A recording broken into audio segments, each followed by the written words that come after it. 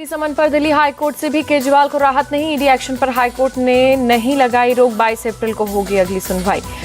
High court ने केजरीवाल के वकील से पूछा, पूछताछ के लिए पेश क्यों नहीं हो रहे केजरीवाल। कोर्ट ने ईडी को नोटिस जारी कर 2 हफ्तों में मांगा जवाब।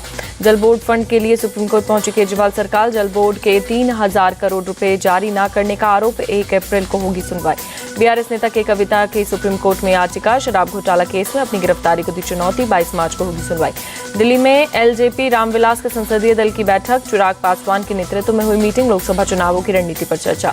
संसदीय बैठक के बाद बोले चिराग पासवान, 3 से 4 दिन में उम्मीदवारों का हो जाएगा ऐलान। हाजीपुर से एनडीए प्रत्याशी के रूप में खुद लड़ूंगा चुनाव। बिहार में आरजेडी एमएलए शंभूनाथ यादव के ठिकानों पर ईडी रेड। कई करीबियों पर भी छापेमारी। बक्सर के ब्रह्मपुर से विधायक है शंभू यादव। लालू यादव के बेहद करीबी है शंभूनाथ यादव। एक समय में लालू यादव के बॉडीगार्ड रह चुके हैं शंभूनाथ यादव। पूर्व सांसद पप्पू यादव ने लालू यादव से की मुलाकात। तेजस्वी यादव भी मौजूद रहे। पूर्णिया से चुनाव लड़ना चाहते हैं पप्पू यादव।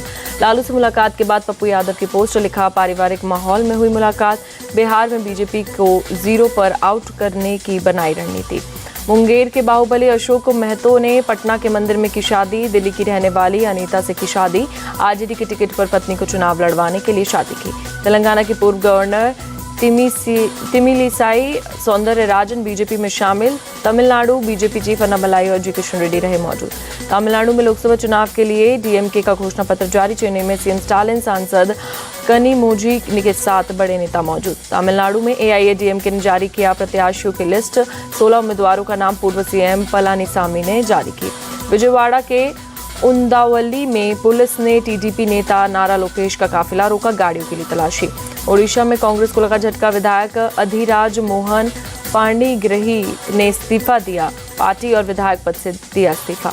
दिल्ली से लौटने के बाद एमएनएस प्रमुख राज ठाकरे ने बुलाई पार्टी नेताओं की बैठक। 2 दिन में तय होगा राज ठाकरे एनडीए में शामिल होंगे या नहीं। राज ठाकरे ने मंगलवार को दिल्ली में अमित शाह से की थी मुलाकात। एनडीए में शामिल होने और सीट शेयरिंग पर की चर्चा। मंगलवार को कांग्रेस सीईसी की बैठक में 11 राज्यों की 40 सीटों को उम्मीदवारों के नाम तय। एमपी, राजस्थान और गुजरात की 15 सीटों पर उम्मीदवारों के नाम अभी पेंडिंग। कोटा के बीजेपी नेता प्रहलाद गुंजल की पार्टी छोड़ने के अटकलें। सोशल मीडिया एक्स से अकाउंट से मोदी का परिवार बायो हटाया। कांग्रेस में जा सकते हैं गुंजल। बंगाल के मंत्री अरूप विश्वास के भाई स्वरूप विश्वास पर आईटी रेड। कोलकाता में न्यू अलीपुर वाले घर समेत 5 ठिकानों पर छापे, तलाशी जारी। कैश चोरी मामले में महुआ मोइत्रा की बड़ी मुश्किलें। लोकपाल ने महुआ मोइत्रा के खिलाफ सीबीआई जांच के आदेश दिए। बीजेपी सांसद निशिकांत दुबे ने सोशल मीडिया पर लोकपाल के आदेश का दिया स्वागत। लिखा, सत्यमेव जयते। यशवंत सिन्हा को लेकर बोले शत्रुघ्न सिन्हा, अगले 2-3 दिन के उनके बारे में चौंकाने वाली खबर मिल सकती है। दिल्ली के भारत मंडपम में स्टार्टअप महाकुंभ का आयोजन। पीएम मोदी ने कार्यक्रम में हिस्सा लिया। स्टार्टअप महाकुंभ के तहत प्रदर्शनी का भी आयोजन। पीएम मोदी ने प्रदर्शनी का लिया जायजा। स्टॉल्स पर प्रोडक्ट्स की ली जानकारी। स्टार्टअप महाकुंभ में बोले पीएम मोदी, भारत में इनोवेशन स्टार्टअप कल्चर का ट्रेंड लगातार बढ़ रहा है। 2047 के विकसित भारत के रोडमैप पर भारत। पीएम मोदी बोले, स्टार्टअप इंडिया अभियान से इनोवेटिव आइडियाज का मिला प्लेटफॉर्म। फंडिंग के सोर्स से किया कनेक्ट।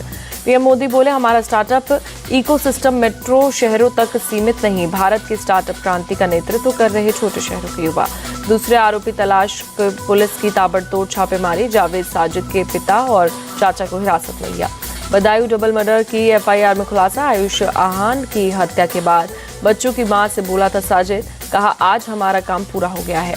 मृतकों के चश्मदीद भाई का खुलासा। कहा, साजिद मेरे 2 भाइयों को लेकर छत पर गया, चाकू से दोनों को मारा, मुझे मारने पर मैं धक्का देकर भागा।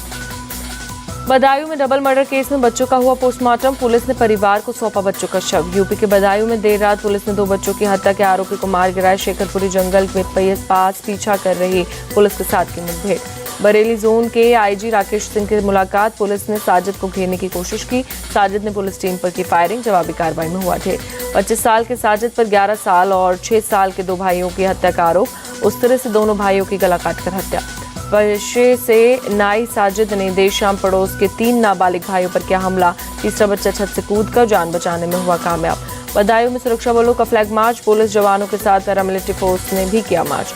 डबल मर्डर पर बोले बदायूं एसएसपी, शहर में कानून व्यवस्था सामान्य। सोशल मीडिया पर भी हमारी पूरी नजर। बदायूं कांड पर बोले गिरिराज सिंह, यूपी में जिसने भी कानून तोड़ने की कोशिश की, चाहे वो हिंदू हो या मुसलमान, सीएम योगी ने किसी को नहीं बख्शा। बीएचपी नेता विनोद बंसल की बदायूं कांड पर पोस्ट। लिखा, मेरा अब्दुल ऐसा नहीं है, इस सोच से निकले हिंदू। ऐसी मानसिकता कौन पनप रहा है, इसकी जांच हो। बदायूं कांड पर समाजवादी पार्टी का पोस्ट। बदायूं जैसी घटनाओं को बीजेपी करवा रही, दंगा फसाद के जरिए चुनाव जीतना चाह रही बीजेपी। चित्तौड़गढ़ के पहुना गांव में भगवान चारभुजानाथ के जुलूस पर पथराव, एक शख्स घायल। दरगाह के पास जुलूस पहुंचने पर दो समुदायों में हुआ विवाद। पत्थरबाजी के बाद मौके पर पहुंचे कलेक्टर और एसपी। गांव में भारी पुलिस बल किया गया तैनात। पुलिस ने 18 आरोपियों को किया अरेस्ट। बिहार के बगहा में पटरी से उतरी मालगाड़ी के 2 डिब्बे, कुछ ट्रेनों को किया गया डाइवर्ट। लाइन की मरम्मत पूरी। समस्तीपुर के डीआरएम ने दी जानकारी। नोएडा में रेव पार्टी और सांप के जहर तस्करी केस में पुलिस जांच जारी, 2 और आरोपी किए गए अरेस्ट। अब तक 7 लोगों की हुई गिरफ्तारी। पश्चिम बंगाल के कूच बिहार में टीएमसी और बीजेपी के कार्यकर्ताओं के बीच झड़प। दिनहाटा में केंद्रीय मंत्री निशीथ प्रामाणिक और राज्य के मंत्री उदयन गुहा के समर्थकों में हाथापाई। दिनहाटा में उदयन गुहा के जन्मदिन समारोह के दौरान निशीथ प्रामाणिक का काफिला गुजरा, दोनों पक्ष के समर्थकों में हुई भिड़ंत। बिहार में मोतिहारी के अगरवा मोहल्ला में रास्ते के विवाद को लेकर चली गोलियां, पड़ोसी ने दंपति को मारी गोली। महिला को गोली मारने का सीसीटीवी फुटेज आया सामने। महिला के गिरने के बाद भी पड़ोसी दागता रहा गोलियां।